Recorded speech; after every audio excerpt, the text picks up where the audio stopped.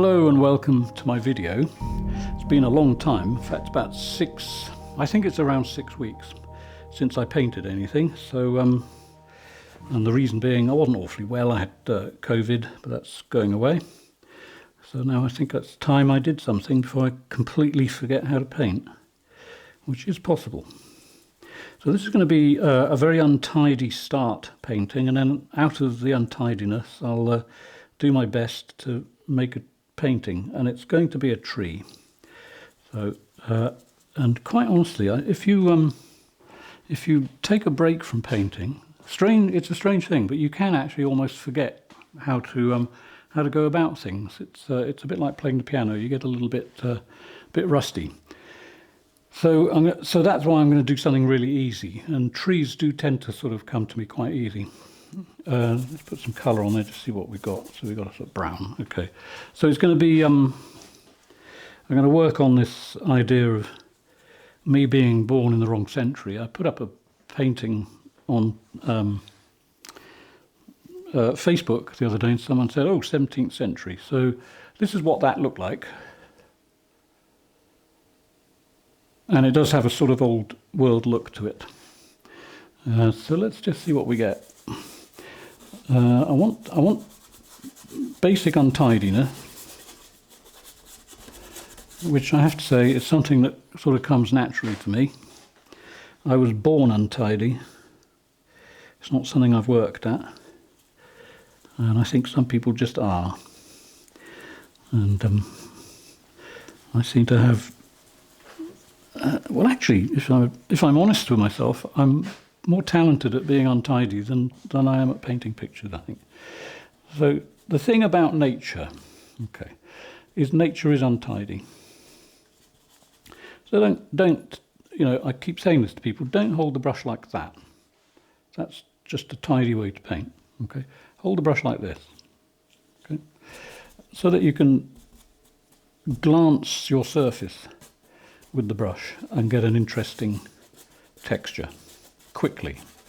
Speed is important. Now, I'm not telling you to paint fast. What I'm suggesting is that you paint anything, anything in today's subject, paint it quickly.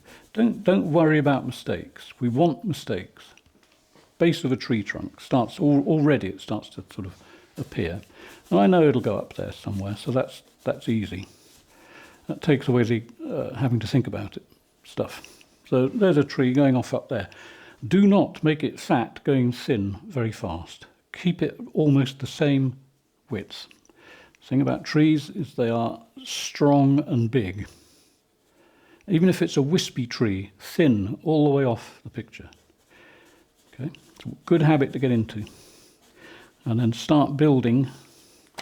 Even before you put the sky on, I know that the sky, there won't be any sky between these 2 points. That will all be tree. Any sky will be over there, and I won't even bother and way up. Maybe even not up there. Maybe that'll be all tree. So I'm not worried about the colours having to mix with each other and getting in the way.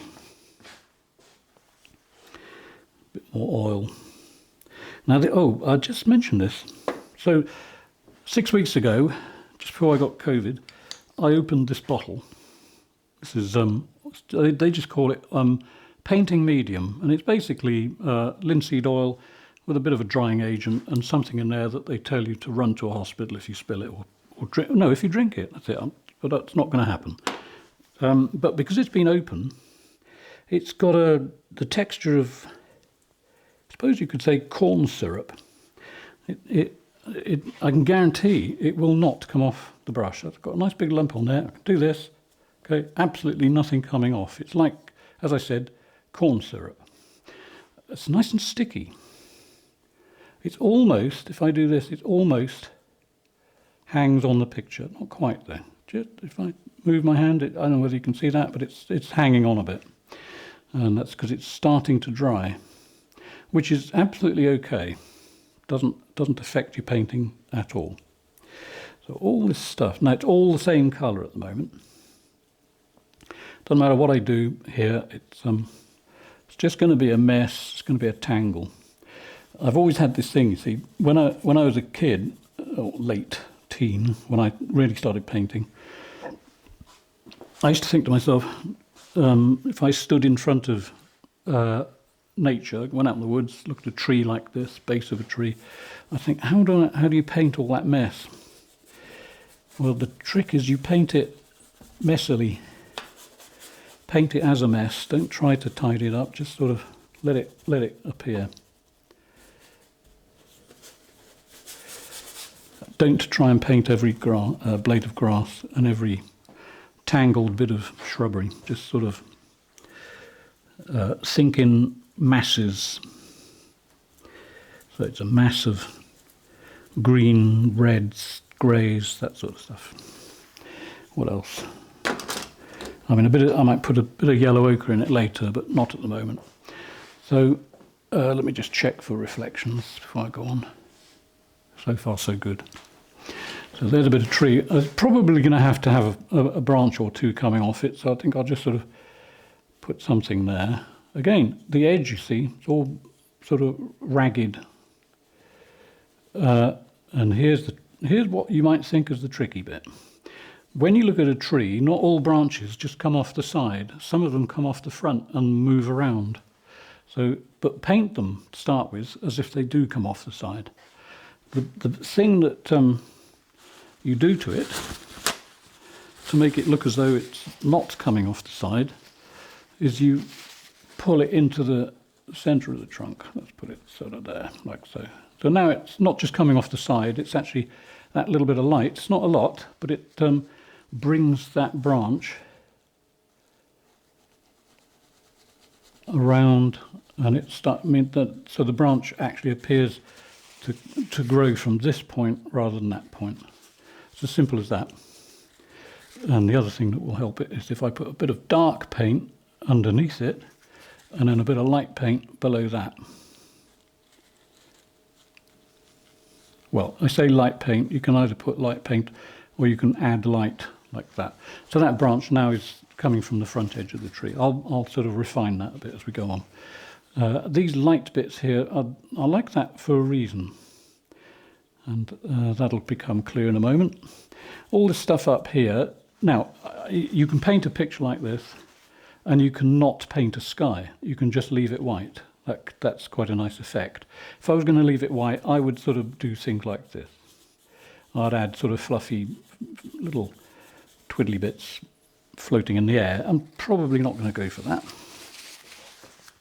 What in fact I am going to go for is with a bit of Payne's grey.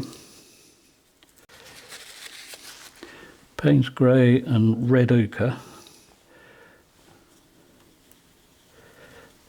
Not adding green to this. There's enough on the brush basically, and mixed with the corn syrup. And don't use corn syrup. That's not being serious here. If I want this to be a very messy bit of woodland behind here, what I would do is I'd put a whole load of this dark grey on there. Leave myself a little bit of a line there so I know where the edge of my tree is. I mean, you don't have to do that because it's not actually that difficult to remember. But then just put a whole load of shadow in there. Again, don't be too tidy. And just block in a nice dark bit of woodery. Bit more paint on that. I'm not actually using a lot of paint. The paint is, as I say, it's quite thin because you can see the brush marks in it. And that's okay, but there's a bit here where I think I want it to be slightly darker. Just pile a bit more paint on because I'll be sort of breaking into that quite soon. I think I might, how shall I do this? Okay, I could go all the way, I could fill that with dark and I could fill all of that with dark and then add an effect later. So I think I'll do that. I'll just sort of push that in there. Maybe I'll let it fade in a few places so I have it stronger at the edge. So I'm sort of making up composition as I go, although it's a very simple composition. Tree, shrubbery, grass stuff, bit of distance over here. So That's what we're heading for. It's a sort of standard, well-tested composition. Quite like this grey effect up here. In fact, I'm just going to chuck that in there. And then I'm going to obliterate that branch to about there. Fill that up. Always remember, when you first start a painting, you do have a stage or a phase where it looks like nothing. It looks absolute rubbish. This is that stage. But don't let it worry you, because there's no point in it worrying you. So I can bring that branch back very quickly, obviously, with a piece of paper. So I just have something there. And the other thing which is worth remembering is don't overwork. In fact, you shouldn't overwork anything if you're doing this style of painting. This is, as you all know, this is sort of my version of tonalism. Get a few effects where you literally just, I mean, for instance, if I just add a bit of light there, that's sort of a bit of wood that's broken there. Same piece of paper. We could have something coming off there like that, just for the heck of it. So, and do it with a bit of flick in your wrist to give it some life. Don't make the mark look laboured. Make it look spontaneous and slightly whippy and scratchy and all that stuff. So up here, let's have a bit more light just catching there. And a bit more light just here, where it joins the tree. And then pull that bit of light upwards. Get it, as I said, get a sort of flick in it. Now, if you do this thing, this technique, what I'm showing you now, where I'm flicking the shapes in, and it goes wrong, obviously all is not lost, because you just do it again. Add a bit of paint over it, and then just sort of good. Yeah, you can always restart the bit of the painting that didn't go right. So let's just put some shapes here. Let's have a nice bit of light right there. Okay, so what you're after is wood, but it's paint that looks like wood. Don't be too obsessed with painting wood. Make the paint take on the characteristics along with the way you use the paper. Let it sort of become woody. So a bit of light there. A saying that I use often, let's put something for later, a little something for later, a little bit of light. These bits of white I left here, okay, I like them. Now, because they're already white, I can make this side of the tree here quite light just by adding a bit of tone to it. So in comparison, one side to the other, you start to get a roundness. Not worried about that at the moment. So over here, I'm going to start planning out what the foliage will do. I think before I get to that, I'll get this side, the foreground, and the distance all sort of resolved before we go too heavily into the complex detail over there. But before I do it, I just want to let's put one of those in. Let's have a look. It already looks a bit like a stump there, so let's turn it into a stump. This is all part of the get things going that feed your enthusiasm effect. In other words, get a bit of feel good in there before you abandon it to the other side, so that when you come back, it's sort of on its way to being done. Let's have a nice whippy branch going off up there, and a few of these in here. You see, I'm not painting every single twig and branch. That's the difficult bit, you see. You basically give the feeling of it. So another one there. It's definitely got a right hand lean to it. Let's have one going off that way. There we go. And maybe another one that goes up there and wiggles a bit. And then where the shadow meets the foreground, it's got some light on it. That light, you see, on there, if that was the top of the bank and there's a strong light, that doesn't have to be fully explained, because your brain will start to try and resolve it on its own. But let's just get some texture between the two, just to soften the blow a bit. That's probably what we want. Good. Okay, so the distance stuff on the left-hand side, I'm going to use the brush exactly as it is. It's got Payne's grey on it, so I'm going to add a bit of sap green, a bit of red ochre, a bit more oil, so that we got a sort of, it's like a moss greeny colour. Yeah. So there's the start of my tree. Over here, I want a little bit of distance, so that I can, and I'm going to put the distant bit of landscape in before I put the sky on. You can put the sky on, then put the landscape. It doesn't really matter which way around it. It's just whatever you feel comfortable with. So this is the bank comes down here, and then we have, let's have, what should we have? Let's just invent the usual bit of distant landscape there. That's the easy bit. Not finalised, it's just shape at the moment, just sort of stuff. You see, there's no, I think one of the things that people have trouble understanding is that you can paint a landscape like this in a muddy greeny colour because you're putting on the underpainting first. In other words, the darker tones are going on first. So I wouldn't put light green on here to start with. That would make life very difficult, because I would struggle to get any darkness into it. Once you put light green down, darkening it becomes really quite hard, because you're having to, as I said, fight all that paint.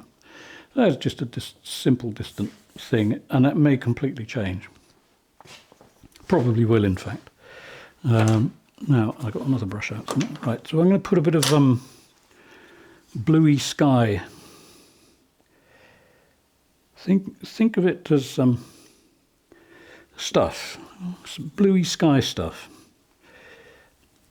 I have a very strange idea about how to convince your brain that things are easy. In other words, if you're painting a butterfly, don't necessarily paint a butterfly. Paint a series of colours. It may sound completely daft. A series of colours and shapes that may look like a butterfly. Now, this doesn't apply to delicate watercolour paintings of butterflies. This is strictly oil paint, semi-impressionistic, toneless style. So let's see what we can get. Something that may end up looking like a sky. Let's just get some blue on there. And as usual, you see, I'm not using a lot of paint. This is very little paint on this brush. So I'm basically making a blue stain. Well, it's heavier than a stain, but it's there's no great massive lumps of paint there. And letting it butt up to the landscape. Don't worry if the bit of landscape goes into the sky. The blue is the dominant colour. Blue will usually overwhelm any other colour. So there goes the blue without any care about how the horizon. It's just sort of there. And I'll show you you've seen it before, but I'll show you the little trick once you get that on there. That's a bit of green that came off my finger there. You may not be able to see it, but you certainly won't when I do that. See, completely vanishes. In fact, I might pull that up just to the edge of the tree, just there.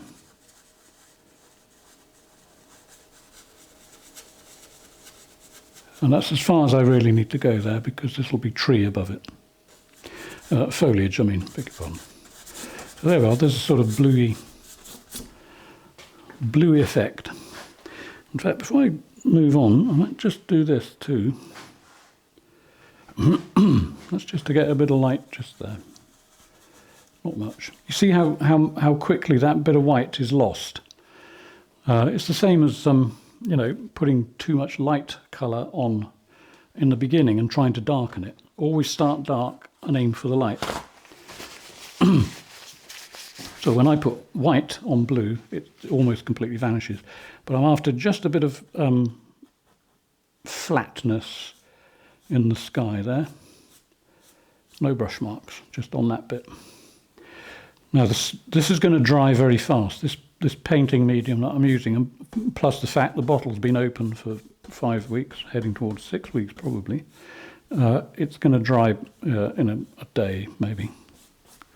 It's going to be fast. Okay, so not sure that we're going to go for a tumultuous sky, but we'll see what happens.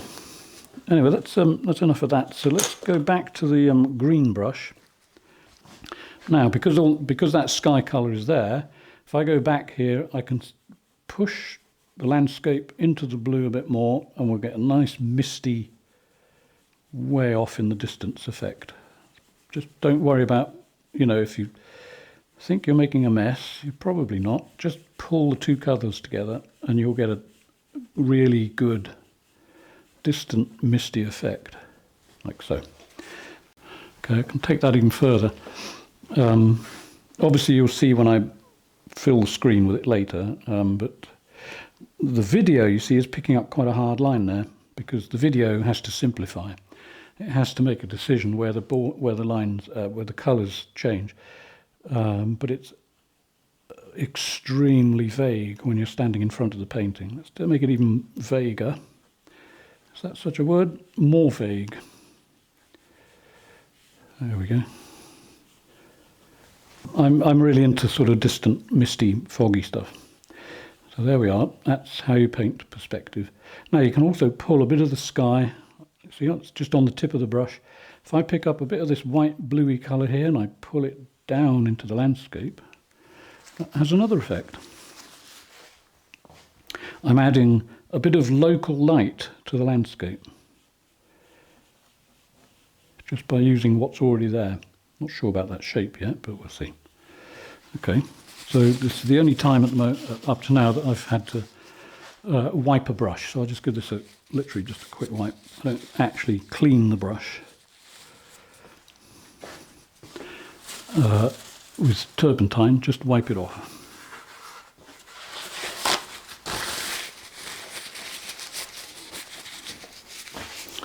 Not sure what to do with the landscape yet. I'll probably do a bit more work on the foreground. I think for the foreground I'm going to use red ochre and Payne's grey. If there's going to be any green in it, I might leave it until the painting's pretty dry and add a green later, just to sort of a bit of select green. In fact, I'll put the picture on the screen. This is what I'm sort of basing it on, this picture here. And as you can see in the bottom middle left foreground, you can see there's a little bit of light in there where I added some green. So I want to bring this sort of bank closer to us, so all I've got to do is just put in some extremely rough shapes, and that will pull this ahead of that. Now it looks like a sort of semi-hard line there. I'll be adding spindly bits of, countryside, whippy, swishy, slash your legs type stuff, the stuff you get your pants caught on when you go for a walk in the woods. There you go, nice and messy. Quite an interesting experience painting with semi-dry oil. It is literally, I guess in the States you call it molasses, in England we call it treacle. Maybe you do over there, I'm not sure.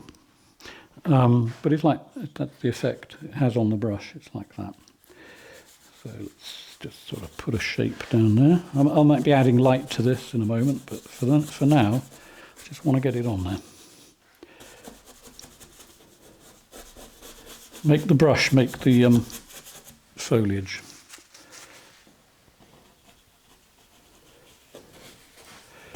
And we'll get back to the tree in a bit of pretend detail. in a few moments. So in some parts I'm using more red than grey. And I could leave a few bits of white showing through. Let's try that. So if I just do this, a little bit of light there, that could be a puddle, could be start of a stream or something. But see how the up and down strokes make the grass. Don't actually have to paint any grass. One thing I will do though, let's get a nice light streak across there, I think.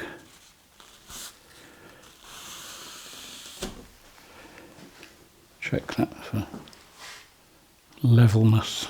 Okay. Right, now by doing this, I'm giving myself a sort of plane to put longer bits of shrubbery on. If I just left it dark, with this dark, the bits that are growing up would not be prominent, and I want them to be prominent. They should, even though you have a focal point in a painting, it's also good to have parts of the painting that sparkle. In other words, high light and dark contrast. So if I literally just scumble the edge of that a little bit, fill up that bit down there, I think, fill up that and that. Right down here, a little bit of anything down there. I think probably a bit more darkness. So a little bit of Payne's grey added to that.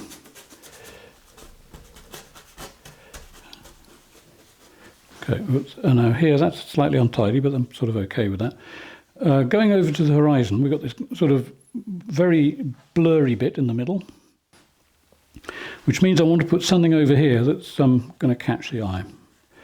So I'm going to put a few shapes just there. Just a little something on the edge. Can't believe how quickly this is drying. It's drying as I paint, so that is a good way to speed up your drying time on your paintings. Just let the oil start to dry up a bit.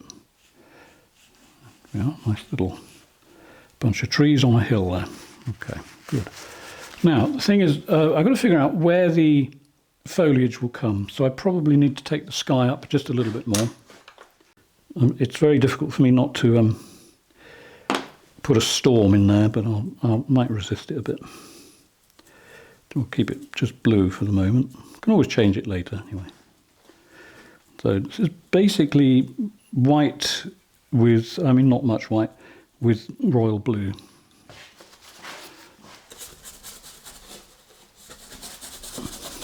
In fact, I will have to put a bit of cloud. I'll put some shapes in. But the tree, see, the tree, whatever I leave white here is going to be foliage. So if I put a bit of blue there and then sort of a few bits poking inwards like so, don't have to take any care of those. They're just sort of, you know, quite wobbly and untidy. Yeah, I could probably make a nice sky out of that. There we go.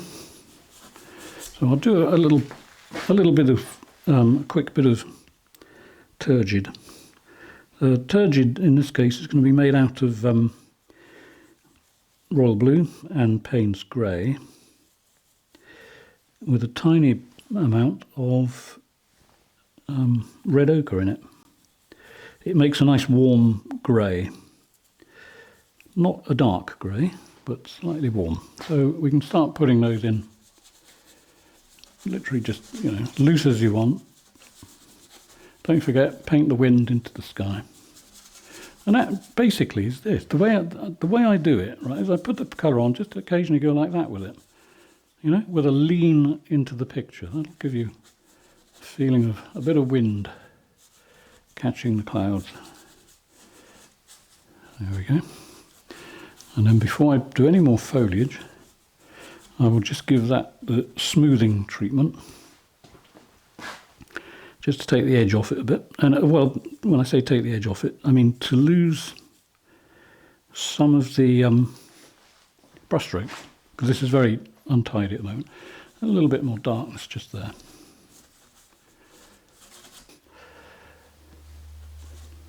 So there's a few.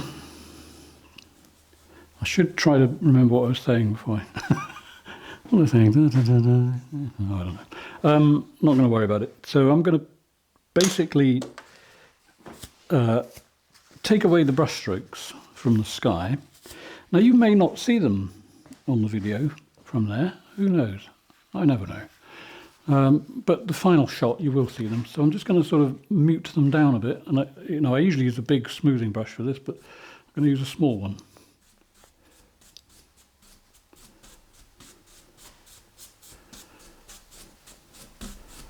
Right, I've learned something from this already, and that is if you do leave the top off your bottle of oil, don't do it for 6 weeks, do it for about 4. This is actually a bit of a battle to lose the brush strokes. Interesting though. I mean, I can cope with it, no problem. It's stickier than I expected though. Interesting.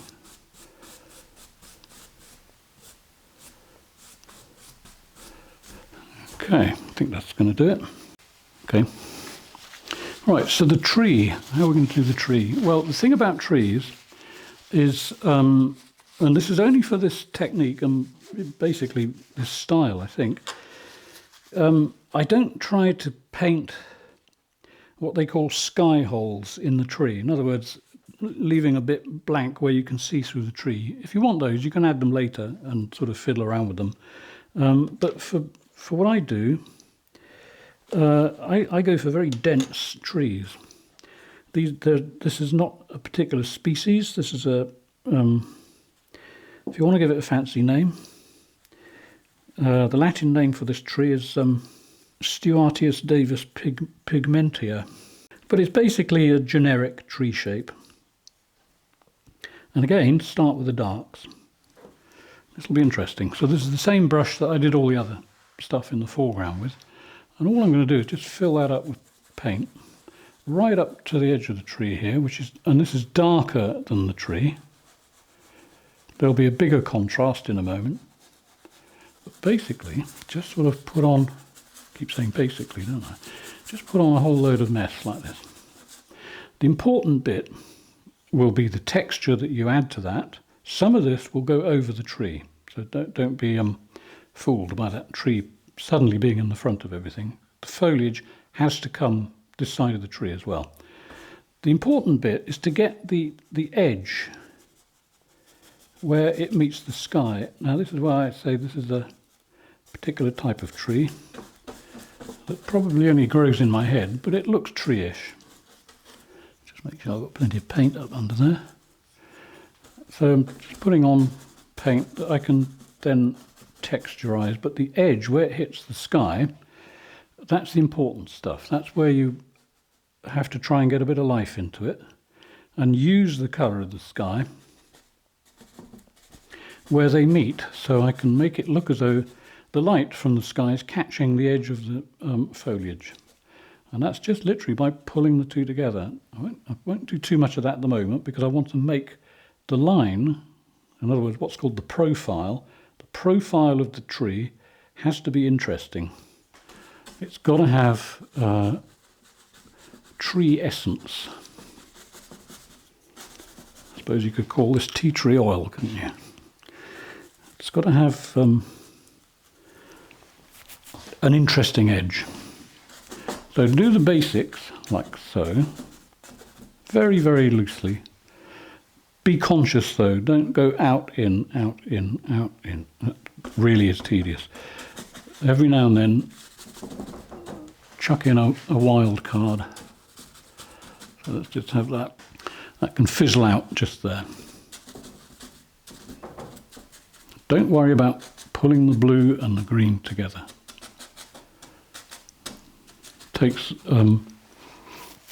It takes a lot of getting used to the idea of it. When I was a student, and I was told to do this. Same with the top edge there of the horizon. I was a bit too tidy to start with, but they, they beat that out of me eventually. So now I've got a sort of general shape. I'm going to chuck in a few bits that only a tree would do. Okay, a little bit hanging down. Let's have another bit. Let's have a bit there.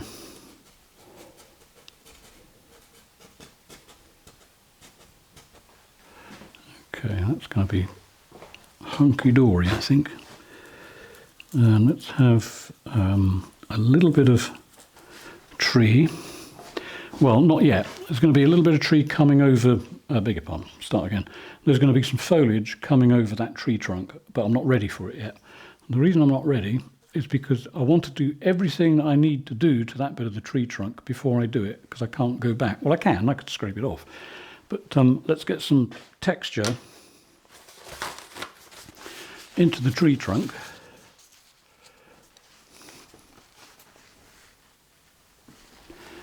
And then once that's done,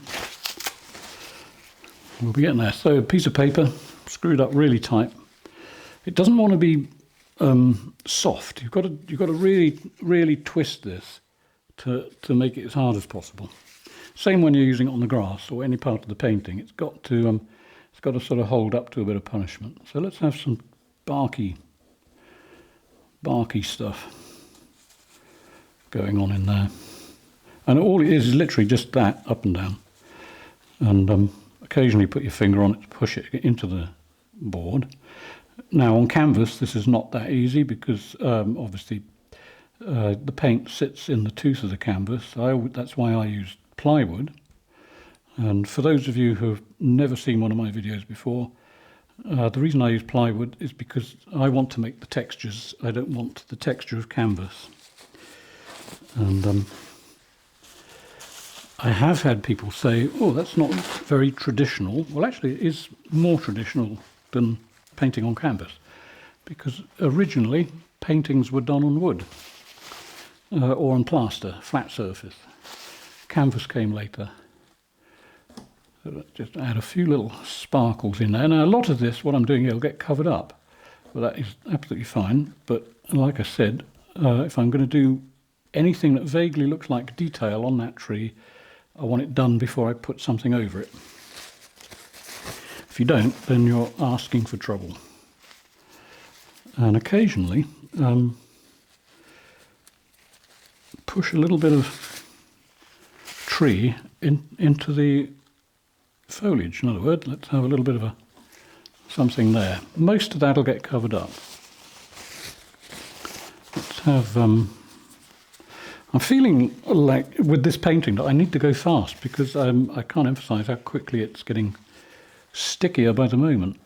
It's quite amazing. I quite like it actually. Sort of perks me up a bit.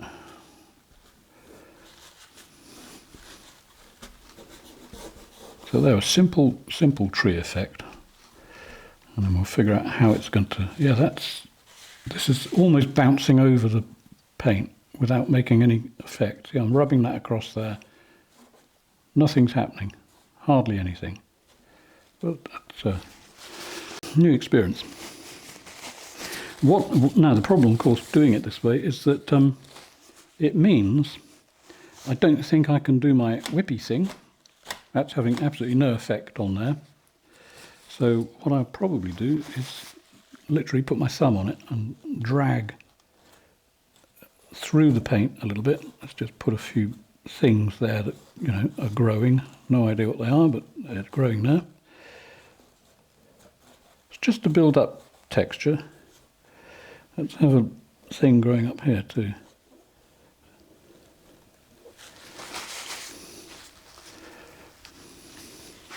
Can I actually make a mark on that? Oh good, that's what we want. Something light and twiggy. What else should we do? Let's have one there.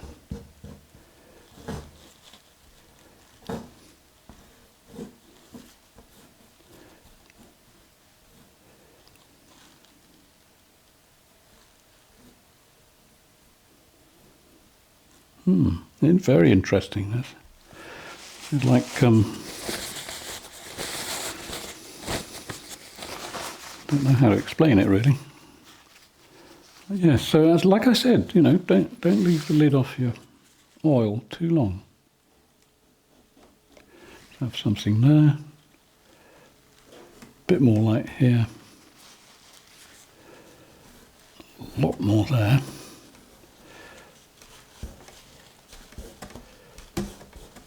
So when people say that watching paint dry is boring, it isn't always.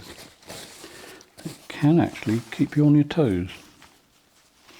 I think I want to bring that light out a bit more there too. I might add white paint to that, but later.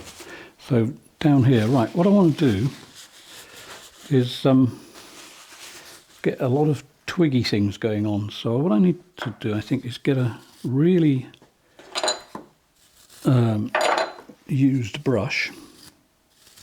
See if that'll do anything to it.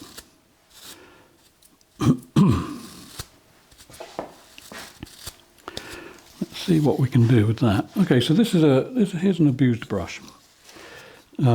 It's got a bit of dry paint on it, but that's exactly what I want. I want to separate the bristles a bit on the edge. I don't even know if this is going to do anything, quite frankly, because as I said, this is all drying. I don't think that paint there's drying quite so fast. So if I just do that,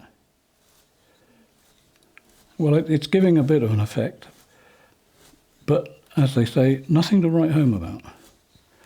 You'll see that at the end, I guess. So I better start making textures up in here before it goes too far. Let's see what I can do. Yep, it's hardly having an effect. What it's doing, in fact, is giving me very, very fine grassy effect. So I'll just make the best of it, make the most of it, even. So all the way along here, let's just sort of go for subtle. Okay.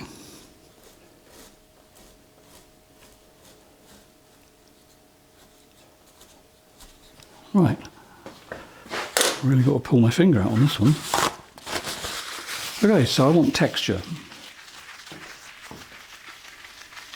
Now on the video, on my viewfinder, this already looks textury. And it is, I suppose, in a way, but it's not quite the right texture. I meant to say, oh shoot. Before I do that, definitely cut that out, Stuart. Right. Up here, I just want to block off a little bit of the tree with a little bit of foliage just there. So the tree looks as though it's disappearing up into the foliage. And I'll do it in the most minimalist way I can, which is almost there. Okay, so we'll have a bit of foliage here, block off that, block off some of this, and a bit of that.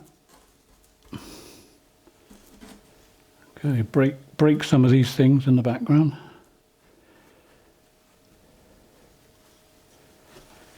Okay, that was interesting.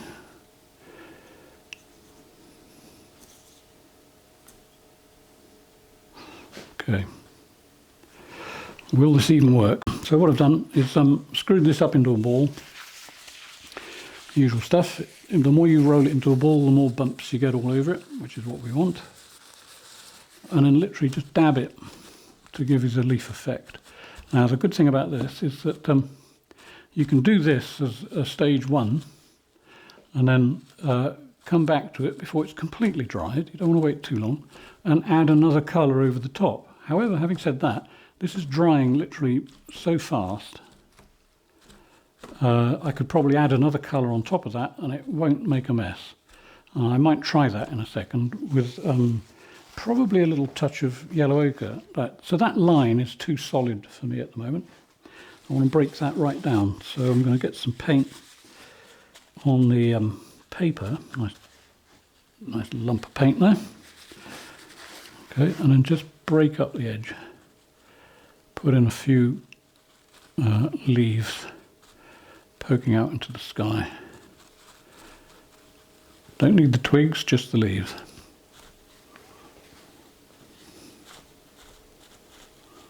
Let's have a few there as well. Now if you get into this sort of style, this is now the point in the painting where it's actually quite difficult to make any big errors. Just don't repeat anything. So I've got a lump of leaves here, there, there, there. I could get away with another one over here maybe, but don't make it too regular. So I'll bring this one across the tree a bit. Just there. Just so you're aware the tree goes behind it. So I'm going to get some yellow ochre. Now, I've got yellow ochre, and I've also got another one here called, what's it called? I think it's Indian yellow, but can't find it, so after a great amount of deliberation I'll use yellow ochre, because it's basically almost the same colour. And for this I'm not adding oil, this is just yellow ochre straight out of the tube.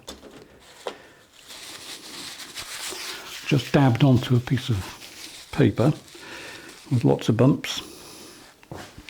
So where should we put it? I'm going to look in the camera again. So the base of the tree, so the tree appears to have a line around it, a white line at the moment. I'll lose that in a second. Right, well, winter's coming, so you know the trees are going to start to get a little bit sort of browny. So just a few, don't go mad with this, well, depending on what you're painting, but you could paint a tree that's just got this colour all over it, this yellow ochre.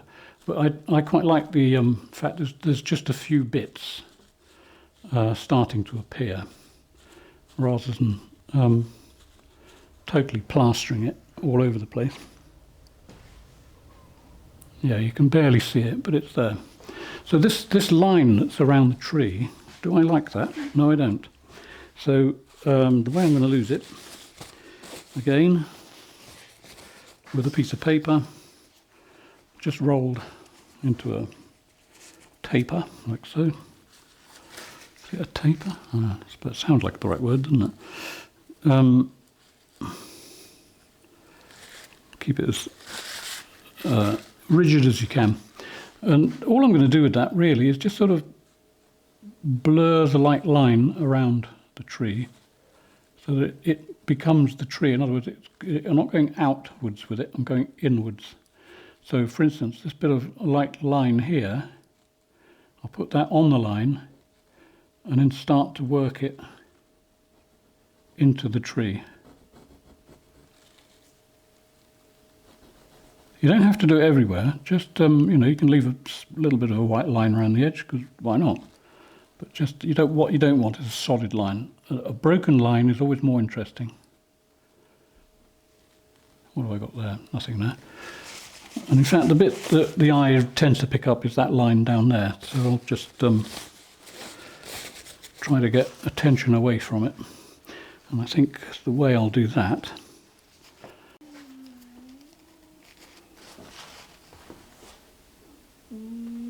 that's the cat snoring. I don't know whether my microphone picked that up, but she's on the chair snoring away. Right, so to use this white line, to make use of it, I'll probably make a few twigs come off it. There's a hint of one there. This is where you start to make the painting look complex. And also, I've got a bit of white paint on that. I'm going to put a little bit there. You may not see it, but it's there. The thing about bark on a tree is actually one of the easiest things you can paint, because you can do anything, you see.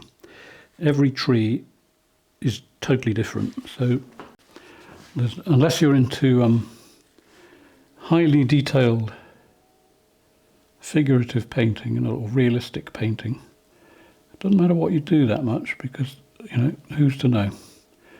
It's your tree. So make it as you will. There we go. Let's have a few, see if I can make a mark in the sky there, coming across there. Why not? A little bit of something, but you know, don't be tidy. It's one of the worst things you can do is to be tidy.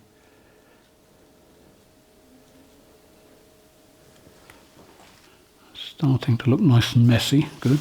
I want a mess, basically. Now, normally on a painting at this stage, I would only have to touch that and I'd have instant texture. That's yeah, that's how dry it's getting. So when I do that, you see, I'm not getting much out of it, but it's still workable. I could just, if I want, I suppose I could just dip this into the white paint. And let's see what we get with that. Let's have because some leaves on the painting that I showed you at the beginning. I did do this with white as well, this effect. Because some leaves do catch the light and sort of, you know, you get a reflection off them and you get a white sheen sometimes. So let's just sort of chuck it on there and see what we get. Yeah, it's all right. Over in there, I wouldn't mind a little bit of texture in the background there. It may have gone too far, but we'll see. So let's see what happens if I really push this on there. Let's go there. Yep, not having any effect, well, barely any effect at all. I might have to go and get the hammer out the garage. That's incredible. So if you don't want to buy paint with a drying agent in it, just let your oil dry off a bit and then paint. Of course, that if I do another video before I get some new oil, I'm going to have to bear that in mind. I still don't like the fact that that's a little bit of a predictable curve. Really don't want that. So I'm going to sort of go slightly nuts on it. Okay, so I think we have to have a branch that comes down here.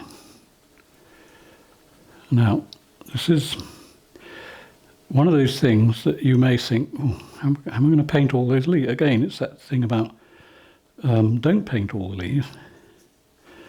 Don't even paint the twigs. Well, if you want a twig or two, you can stick a twig in, but if you go out and look at the wood like this and just glance at a tree like that, chances are a lot of the twigs are so small you wouldn't see them anyway.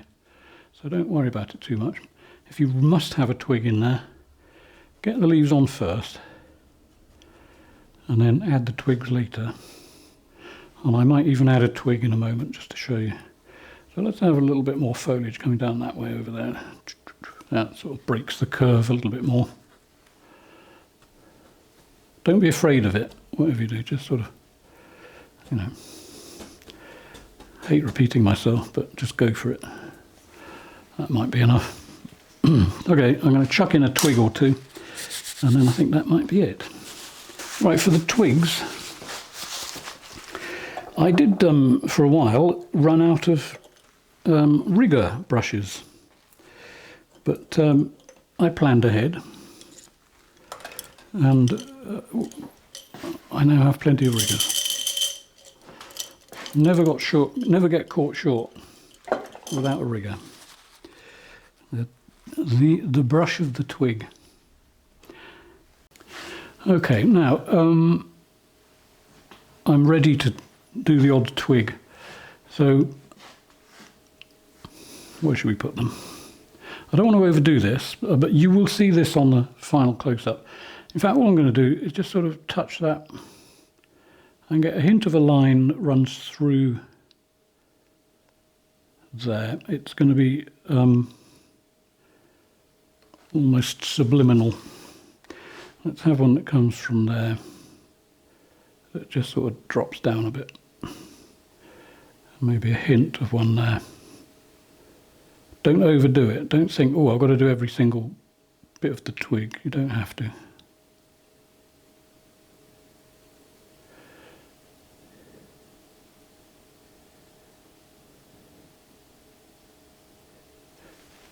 Just twig hints.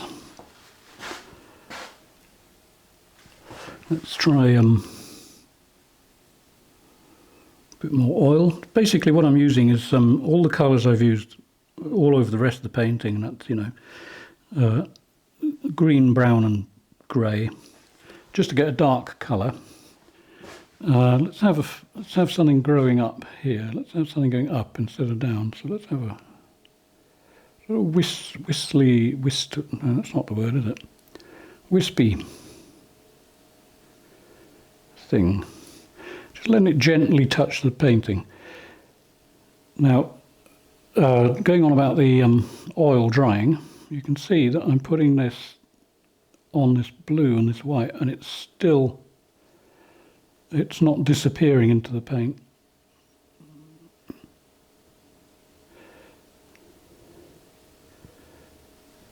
Let's have one or two here. That's why I left that light area, so that I can have a few things that are growing up.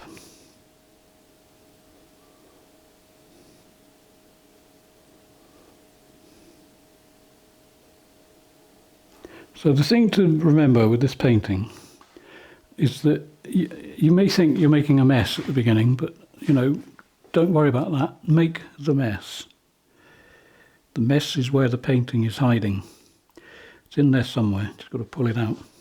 I mean, it's all very well to have a, you know, had an idea. I knew there'd be a tree there and, you know, all the other stuff, but it wasn't exactly that tree. It's still got a white line around it. Still going to have to get rid of that. So I'm going to try and lose that bit. And then down here, lose that a bit more. So all I'm doing here, just to lose that line, is just sort of pushing in a bit of dark. That one there, though, that's got to go. So literally, just add a bit of texture, the odd line or two. But try to, you know, when you're doing twiggy things, obviously, twiggy things have to be a little bit delicate and slightly more purposeful than a lot of the other things that you're doing in the painting. Let's just take that away, I think. Slightly better. Oh, it's okay, I think. Okay, so let's have another thing there. Let's have one here. One thing I like doing is adding a lot of light to the base of a tree. However, this one, because it's all drying so quickly, it might be difficult to do. Let's just see if I can take away some more colour there.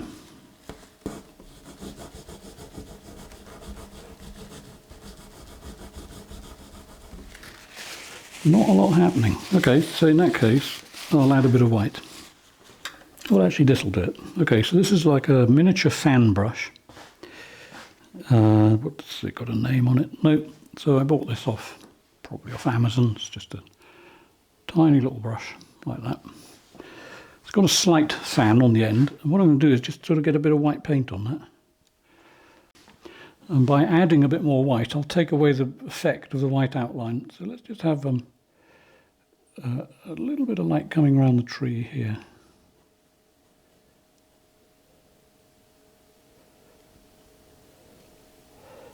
And as I said, I don't know what species it is, but it's the white, brown and grey trunked tree of my mind. Let's have a bit more there. Not a lot of paint on that.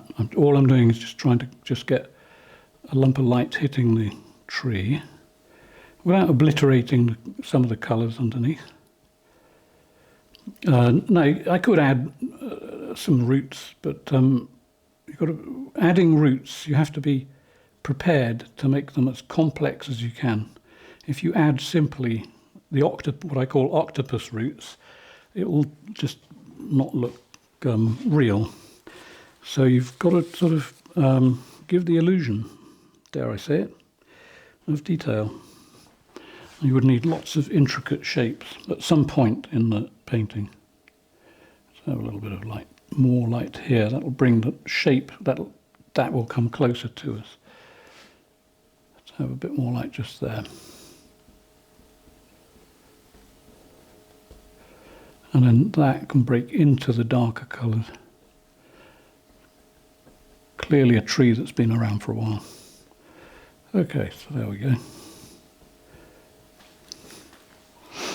And before I stop, it's almost like a ghost tree, isn't it? So that's some white board that's left there. Not bothered about that. Sort of goes with the tree. All I'm going to do with this tiny brush is just do a little touch of, where should we do it? Let's just have a little touch of cloud there. So again, see, I'm doing very, very random shapes.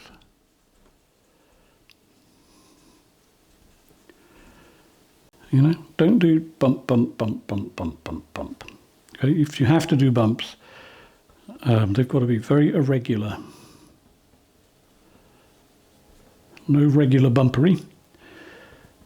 Keep them sporadic, like so. So they're on there, that's it. The paint is very sticky, so I can just sort of smooth them very slightly, if at all. It's hardly making any effect whatsoever. But if I keep at it, it might do it. Just want to knock them back into the distance.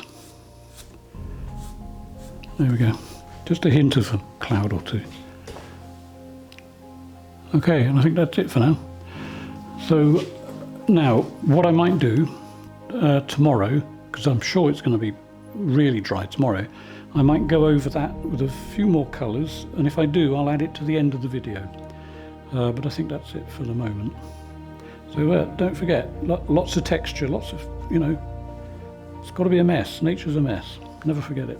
Anyway, if you've lasted this long, congratulations. And if you want to be a patron on my Patreon page, there'll be a link below. If you pay €30 a month, you get 2 lessons free per month. Well, you get 1 free. So in other words, buy 1 lesson a month, you get 2 lessons.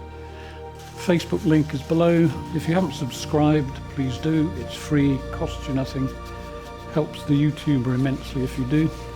And if you want to come to a class, I'll put a link to my website. Yeah, definitely the website, that's it. Which will show you how to do that, how to get here. Or you can just ask me on Facebook. So thanks for being here, and bye for now.